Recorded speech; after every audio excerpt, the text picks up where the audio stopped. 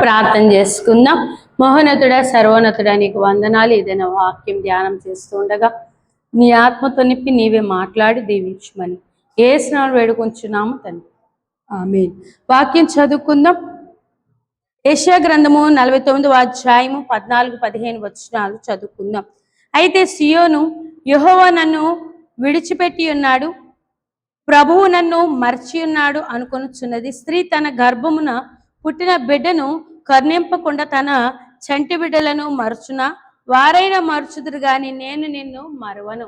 ఇది నా వాక్యంలో మనం చూడగలిగితే, సియోను అనగా దేవుని ప్రజలు. ఎవరట? సియోను అనగా దేవుని ప్రజలు. వీరంటూ ఉన్నారట, యెహోవా నన్ను విడిచిపెట్టి ఉన్నాడు, ప్రభువు నన్ను మరచి ఉన్నాడు అని అనుకొనుచు ఉన్నారు. ఇక్కడ వాక్యంలో మనం చూడగలిగితే, చూడండి, కష్టకాలము వచ్చినప్పుడు మనలో కూడా చాలా మంది అనుకుంటారు, దేవుడు ఈ సమయంలో నన్ను విడిచిపెట్టేశాడు, దేవుని నేను ఎంత ప్రార్థన చేసినా నా మొర వినటం లేదు, నన్ను మరచిపోయాడు. ఏమనుకుంటారు? అనుకుంటారా లేదా? చాలా మంది కష్టం రాగానే దేవుణ్ణి, మరి కష్టంలో దేవుడు నన్ను విడిచిపెట్టేశాడు, అందుకే నేను ఎంత ప్రార్థన చేసినా దేవుడు నా మొర వినటం లేదు అంటారు. అంటారా లేదా? కాబట్టి ఇక్కడ మనం చూడగలిగితే, చూడండి, మనలో కూడా ఇటువంటి ఆలోచనలు ఉన్నాయా లేవా? ఉన్నాయి. కాబట్టి దేవుడు అంటూ ఉన్నాడు, చూడండి, 115వ కీర్తన 12వ వచనంలో చూస్తే, యెహోవా మమ్మల్ని మర్చిపోలేదు, దేవుడు మమ్మలను ఆశీర్వదించెను. ప్రభు ఎలాంటి వాడట? మరచిపోని దేవుడు. ఎవరైనా మరచిపోని దేవుడు, ఆశీర్వదించు దేవుడు. మరి కష్టం వచ్చినప్పుడు మనం ఎందుకు అలా అనుకోవాలి? చాలా మందికి మానవ నైజం బట్టి వచ్చే శ్రమ చాలా బాధభరితంగా ఉంటుంది, ఎంతో వేదనగా ఉంటుంది, ఎంతో ఇబ్బందిగా ఉంటుంది. ఈ ఇబ్బందులో ఎంత ప్రార్థన చేసినా కూడా ఆ ప్రార్థన నెరవేర్పు రాదు. చాలా మందిలో ఆ కష్టము తీరనప్పుడు, ఆ కష్టం తీరనప్పుడు నరులైన మనలో చాలా రకాలైన ఆవేశాలు ఉంటాయి, మరి చూడండి, భావోద్వేగాలు ఉంటాయి. చాలా మంది ఉద్రేకం అయిపోతారు. ఎంత ఆరాధనలకు వస్తున్నాను, ఎంత ప్రార్థన చేస్తున్నాను, అన్నిట్లో పాల్గొంటున్నాను, నాకే ఎందుకు శ్రమ ఇచ్చాడు దేవుడు అంటారు కొంతమంది. ఈ శ్రమ నాకే ఎందుకు రావాలంటారు కొంతమంది. ఈ శ్రమలో దేవుడు నన్ను మర్చిపోయాడు అంటారు కొంతమంది. ఇంకొంతమంది అంటారు, నేను ఎంత ప్రార్థన చేస్తున్నాను, వాళ్ళు ప్రార్థన చేయకపోయినా వాళ్ళని దేవుడు దీవిస్తున్నాడు, వాళ్ళ మందిరాలకు రాకపోయినా దేవుడు దీవిస్తున్నాడు, నేను ఎంత భక్తిగా ఉంటే నాకే శ్రమలు వచ్చాయి అనుకుంటారు. కానీ శ్రమలలో దేవుడు విడిచిపెట్టువాడు కాడు. ఎవరు కారట? దేవుడు విడిచిపెట్టువాడు కాదు. సాధు సుందర్ సింగ్ గారు కూడా మరి చూడండి, ఒక దినము సువార్తకు వెళ్ళినప్పుడు ఆ ప్రాంతస్తులు దేవుని సువార్తను ఇష్టపెట్టుకోలేదు. దేవుని సువార్తను ఇష్టపెట్టుకోక మరి ఆయనను ఊర్లో నుండి మరి వెలివేశారు. వెలివేసిన సమయంలోనట, మరి ఊరి నుండి వెలివేసిన తర్వాత చూడండి, ఆయన బయటకు వచ్చి చాలా మనసు వేదన తెచ్చుకున్నాడట. వేదన తెచ్చుకున్న తర్వాత చూడండి, ఇక్కడ మనం వాక్యంలో మనం చూడగలిగితే, ఆయన చాలా వేదన తెచ్చుకొని బయటకు వచ్చిన తర్వాత ఆయన పాదాల నీడను ఆయన చూసుకుంటున్నాడంట. నీడను చూసుకున్నప్పుడు ఊరికి ఉట్టప్పుడైతే సాధు సుందర్ సింగ్ గారట ఎక్కడికి వెళ్ళినా ప్రభువు తోడుగా వచ్చేవారు కనుక ఆయన నీడలో 4 పాదాలు కనిపించేవట. ఇప్పుడు నీడలో చూస్తే 2 పాదాలే కనిపిస్తున్నాయట. ఎక్కడ ఏం కనిపిస్తుంది? 2 పాదాల నీడ కనిపిస్తుంది. వెంటనే సాధు సుందర్ సింగ్ గారు కూడా మరి ఆయన కూడా అంటున్నారట, దేవా నన్ను విడిచిపెట్టేసావా ఈ సమయంలో అని అడుగుతున్నప్పుడు ప్రభు అంటున్నారట, సరిగ్గా చూడు, అవి నా పాదాల నీడ. ఎవరి పాదాల నీడ? ఆ పాదాలు కనిపిస్తున్న పాదాల నీడ నాది. నీవు నా అరచేతిలో ఉన్నావు. ఎక్కడున్నాడట? కష్టం వచ్చినప్పుడు దేవుడు మరి మనలను తన హస్తంలో ఉంచుకొని చూచుకునే దేవుడు. బిడ్డలకు కష్టం వచ్చినప్పుడు తల్లి ఎలాగో ఒడిని చేర్చుకుంటుందో, హత్తుకుంటుందో, కష్టం వచ్చిన విశ్వాసని కూడా దేవుడు తన హత్తుకొని తన్ని ప్రేమించువాడు ప్రభువైన యేసుక్రీస్తు ప్రభువారు. కనుక కష్టం వచ్చినప్పుడు మనలో విసుగుదల రానివ్వకూడదు. చూడండి, మనకి కష్టకాలంలో ఎవరు సమాధానము అంటే ప్రభువే సమాధానం. అందుకే కీర్తన గ్రంథం 20వ అధ్యాయం 1వ వచనంలో చూస్తే ఆపత్కాలమందు యెహోవా నీకు ఉత్తరమిచ్చును గాక. ఎవరు ఉత్తరం ఇస్తున్నారట? దేవుడే ఉత్తరమిచ్చువాడు. కాబట్టి మీకు ఏ కష్టం ఉందో ఆ కష్టములో దేవుడు సమాధానం ఇస్తాడు. ఎవరు సమాధానం? దేవుడు సమాధానము అనుగ్రహించువాడు గనక కష్టములో దేవుడు మనల్ని విడిచిపెట్టాడు అనుకోకూడదు. మన కష్టంలో దేవుని సహాయము పొందుకోలేకపోవడానికి కారణం ఏమిటి అంటే మొదటిది విసుగు. ఏముంది మనలో? చెప్పాలి, విసుగు. 2 విశ్వాసము కొరత. ఏ కొరత వచ్చింది చెప్పండి? విశ్వాసము కొరత వచ్చింది. 3 చూడండి, ప్రభువు యందు విధేయత లేకపోవటం. ఏం లేదు మనలో. మరి 3 వి అనే అక్షరంతోనే పలుకుతున్నాయి, అవునా కదా? విసుగు, విశ్వాసం లేక, విధేయత లేక కదా. మనలో కూడా కష్టం వచ్చిన వెంటనే మనలో విధేయత తగ్గిపోతుంది కనుక దేవుని దూషిస్తున్నాం, అవునా కాదా? అందుకే యాకోబు పత్రిక 1వ అధ్యాయము 13వ వచనం మనం చదువుకున్నట్లయితే ఒక మాట కనిపిస్తుంది.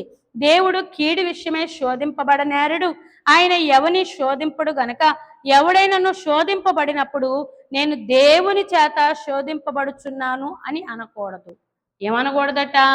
దేవుని చేత శోధింపబడుచున్నాను. ఇక్కడ విషయంలో మనం చూడగలిగితే కీడు విషయమై దేవుడు శోధింపనేరడు. కష్టం వచ్చిననే దేవుడు నాకు కష్టం ఇచ్చాడు, దేవుడు నాకే ఎందుకు కష్టం ఇచ్చాడు అనే వారికి దేవుడు చెప్తున్న సమాధానం ఏంటంటే కీడు విషయమే ఏ నరుని దేవుడు శోధించడు. కాబట్టి శోధన వచ్చినప్పుడు దేవుని శోధించాలి అనుకున్న మనము దేవుడు శోధింపబడడు. కాబట్టి కష్టం వచ్చిన వెంటనే దేవుడు నాకే ఎందుకు శ్రమ ఇచ్చాడు అని దేవుని మీద విసుగుదల. అలాగే ఎంత ప్రార్థనకి వెళ్తున్నాను, ఏం దేవుడు ఏం చేశాడమ్మా అంటారు. విధేయత లేదు, మనలో ఏం లేదు? దేవుని యందు విధేయత, లోబడే స్థితి లేదు. అందుకే శ్రమల్లో ప్రార్థించిన నెరవేర్పులు రావటం లేదు, విసుగుదల పెరిగిపోయి మనము ప్రభువుని అడగడం కూడా సరిగ్గా రావటం లేదు. 3 విశ్వాసము కొరత. ఏ కొరత ఉందట? చూడండి, మత్తయి సువార్తలో 17వ అధ్యాయంలో మనం వాక్యం చదువుకున్నట్లయితే చూడండి, ఒక మాట ప్రభువు తెలియజేస్తున్నారు శిష్యులైన వారికి. మత్తయి సువార్త 17వ అధ్యాయము 20వ వచనం చదువుకుందాం. అందుకైన మీ అల్ప విశ్వాసము చేతనే మీకు ఆవగింజంత విశ్వాసం ఉండిన ఎడల ఈ కొండను చిచ్చి ఇక్కడి నుండి అక్కడికి పొమ్మనగానే అది పోవును. మీకు అసాధ్యమైనది ఏది ఉండదని నిశ్చయంగా మీతో చెప్పుచున్నాను. కాబట్టి విశ్వాసము ఉండి ఆవగింజంత విశ్వాసం ఉంటే కొండ వెళ్ళిపోడు అంటే పడతది అని ప్రభువు తెలియజేస్తూ ఉన్నారు. అనగా ఇక్కడ వాక్యాలు మనం చూడగలిగితే మనలో అల్ప విశ్వాసము అనగా కష్టం వచ్చిన వెంటనే చాలా మంది విశ్వాసం జారిపోద్ది, చాలా మందికి విశ్వాసం ఉండదు, ఉంచుకోరు, విసుగుదల తెచ్చుకుంటారు. నాకే వచ్చింది శ్రమ, నాకెందుకు దేవుడు ఇచ్చాడు, విసుగుదల, కోపము, అవిధేయత, ప్రభు మీదకి దూషణ మాటలు. ఇలాగూ నేటి కాలంలో మరి అనేకుల్లో ఉండిపోతూ ఉంది కనుక చాలా మంది నామకార్థులుగా మారిపోతున్నారు. కానీ ప్రభు అంటున్నారు, శ్రమ కాలములో నేను నిన్ను ఆదరిస్తాను. ఏం చేస్తారట? చూడండి, యెషయా గ్రంథము 49వ అధ్యాయంలో 13వ వచనం చదువుకున్నట్లయితే శ్రమ నొందిన తన జనులయందు జాలిపడి యెహోవా తన జనులను ఓదార్చి ఉన్నాడు. ఏం చేశారట? ఓదార్చి, శ్రమలతో ఎవరైతే ఉన్నారో వారి మీద జాలిపడి ప్రభువట ఓదార్పునిస్తున్నారు. అంటే మీ కష్టాల్లో ఎవరు ఓదార్పు? ప్రభువే ఓదార్పు. ప్రభు కనికరిస్తున్నారా? చెప్పండి. ఈ మాటలో మనం చూస్తే ఆయన జాలిపడు దేవుడు, ఆదరించు దేవుడు. కష్టకాలంలో ఏ మనిషిని దేవుడు మర్చిపోడు, ఎవరిని విడిచిపెట్టడు. ఎవరినేం చేయడు? విడిచిపెట్టడు. కాబట్టి విడిచిపెట్టని దేవుడు కనుక ఆయన అంటున్నాడు, జనులకు శ్రమలు కలిగినప్పుడు జాలిపడి నేను వారిని ఆదరిస్తున్నాను. అయ్యో, నా యొక్క బిడ్డకి ఎంత కష్టం వచ్చిందా, ఇదిగో నా విశ్వాసకి ఎంత బాధ కలిగిందా అని ఎవరు ఆదరిస్తూ ఉన్నారు చెప్పండి? ప్రభువే ఆదరించువాడై ఉన్నాడు గనక ఆదరణ పొందుకోవాల్సిన మనలో ఈ 3 వీలు ఉండకూడదు. అనగా విసుగుదల, విధేయత లేకపోవడము, విశ్వాసపు కొరత, ఈ మూడును మనలో ఉంచుకోక కష్టకాలములో ప్రభా నాకు సహాయము చేయము, ప్రభా నాకు తోడుగా ఉండము, ఈ కష్టంలో నీవు నన్ను మర్చిపోలేదు, విడిచిపెట్టని దేవుడవు గనక నాకు తోడుగా ఉంది, ఈ కష్టమును పోగొట్టమని ప్రార్థించవలసిన వారమై ఉన్నాం. చూడండి, కీర్తనల గ్రంథము 121వ అధ్యాయము 5వ వచనం చదువుకున్నట్లయితే, యెహోవాయే నిన్ను కాపాడువాడు, నీ కుడి ప్రక్కన యెహోవా నీకు నీడగా ఉండును. ఎవరు నీడా చెప్పాలి? దేవుడే నీడగా ఉండునట. చూసారా, మనల్ని విడిచిపెట్టక మన కుడి ప్రక్కన ఎవరు నీడగా ఉన్నారు అంటే, మనము వెళ్ళు ప్రతి చోట ప్రభువే తోడుగా ఉన్నారు గనక మనము శ్రమలలో భయపడాల్సిన అవసరం లేదు, అపాయంలో భయపడాల్సిన అవసరం లేదు.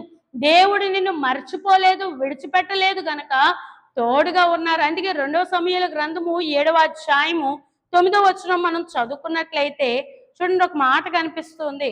2వ సమూయేలు గ్రంథము 7వ అధ్యాయము 9వ వచనం, నీవు పోవు చోటనెలను నీకు తోడుగా ఉండి నీ శత్రువులందరినీ నీ ఎదుట నిలవకుండా నిర్మూలము చేసి లోకములోని గనులైన వారికి కలుగు పేరు నీకు కలుగజేసి ఉన్నాను.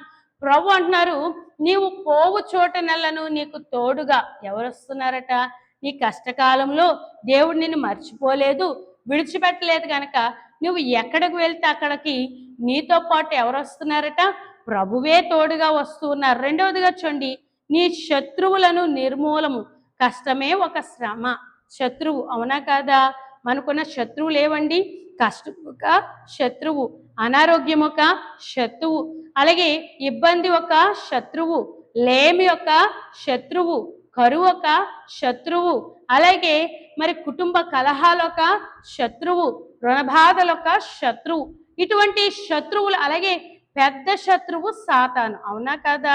ఇవన్నిటిని నిర్మూలము చేసి దేవుడు అంటున్నాడు, నీకు లోకములో గనులైన వారి కలిగిన పేరు, అనగా ఇంతవరకు నీవు మామూలు వ్యక్తిగా ఉండవచ్చు, కానీ దేవుడు అంటున్నా, నేను నిన్ను మరవటం లేదు, నిన్ను విడిచిపెట్టు దేవుడను కాను గనక ఇదిగో నీ శత్రువులను నిర్మూలము, అనగా నీకున్న శ్రమలు, వ్యాధులు, అక్కర్లు, లేములు, కష్టాలు, రుణబాధలు సమస్తమును దేవుడు అంటున్నాడు నిర్మూలము చేసి సంతోష సమాధానాలతో నిన్ను ఘనమైన పేరు ఎలా ఉంచుతారట చెప్పండి. ఇప్పుడు మనల్ని దేవుడు మరచువాడా, విడిచిపెట్టేవాడా? కాదు. ఆయన మరచిపోని దేవుడు, విడువని దేవుడు కనుక ఎల్లప్పుడూ మనకి తోడుగా ఉన్నాడు. అందుకే కష్టకాలంలో మనలో ఎన్ని ఉండకూడదు? 3 వీలు ఉండకూడదు. ఒకటి విసుగుదల. ఏముంది? చాలా మంది కష్టాలు పోకపోవడానికి, దేవుని దీవెన పొందుకోలేకపోవడానికి, దేవుడు తోడుగా ఉండకపోవడానికి మనమే విసుగుదల తెచ్చుకొని దేవునికి దూరం అయిపోతున్నాం. రెండవది విశ్వాస కొరత. ఏం కొరత?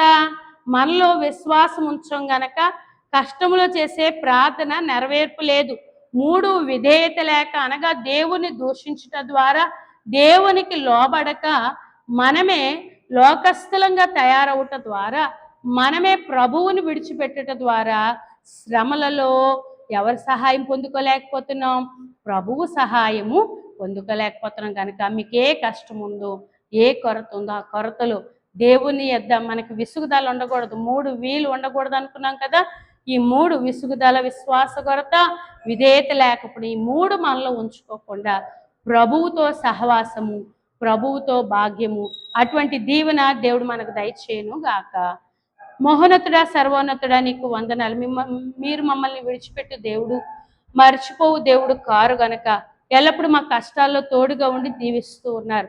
ఆ దీవెన, సమాధానము నీ బిడ్డలు మర్చిపోకుండా విశ్వాసము ఉంచి ప్రవ్వా విసుగుదల లేకుండా దేవా తండ్రి విధేయత కలిగి నీ సన్నిధిలో నిలబడి వారి కష్టకాలంలో ప్రార్థించి నెరవేర్పులు పొందుకోగల భాగ్యం అనుగ్రహించమని యేసు నామములో వేడుకుంటున్నాము తండ్రి. ఆమేన్. మరణాత.